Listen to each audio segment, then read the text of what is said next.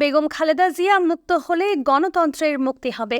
চট্টগ্রাম মহানগর বিএনপির সাবেক আহ্বায়ক ডক্টর শাহাদাত হোসেন বলেছেন, বিএনপি চেয়ারপারসন বেগম খালেদা জিয়াকে আওয়ামী সরকার দীর্ঘদিন ধরে রাজনৈতিক প্রতিহিংসার কারণে গৃহবন্দী করে রেখেছে। তার ওপর নির্মম নির্যাতন হয়েছে, তার অধিকার লঙ্ঘন করা হয়েছে। আন্দোলন সংগ্রামের মাধ্যমে বেগম খালেদা জিয়ার লালিত স্বপ্ন গণতন্ত্র পুনরুদ্ধার করা হবে। বেগম খালেদা জিয়া মুক্ত হলেই গণতন্ত্রের মুক্তি হবে।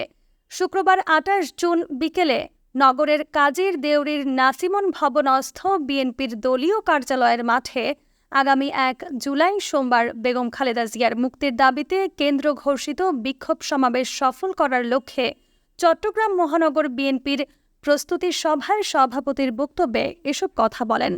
তিনি সোমবার বেগম খালেদা জিয়ার মুক্তির দাবিতে চট্টগ্রাম মহানগর বিএনপির বিক্ষোভ সমাবেশ সফল করার আহ্বান জানান। এ সময় ডক্টর শাহাদাত হোসেন বলেন, বেগম খালেদা জিয়ার জনপ্রিয়তাকে এ জনবিচ্ছিন্ন সরকার ভয় পায়। এজন্যই তার ওপর এত জুলুম নির্যাতন নেমে এসেছে। তিনি বাংলাদেশের মানুষের সাহসের বাতিঘর। বন্দী থাকা অবস্থায় সুচিকিৎসার অভাবে খালেদা জিয়ার অসুস্থতা আরও তীব্র হয় এবং তার জীবন হুমকির মুখে পড়ে। তিনি বলেন, আইনগতভাবে বারবার তার জামিনের আবেদন করা হলেও সরকারের হস্তক্ষেপে জামিন দেওয়া হয়নি। এ ডামি সরকার বেগম খালেদা জিয়াকে বন্দী করে গণতন্ত্রকে বন্দী করে রেখেছে। বেগম খালেদা জিয়াও গণতন্ত্র সমর্থক। সরকার জনগণের দাবিকে অগ্রাহ্য করে একদলীয় কর্তৃত্ববাদী শাসন অব্যাহত রেখেছে।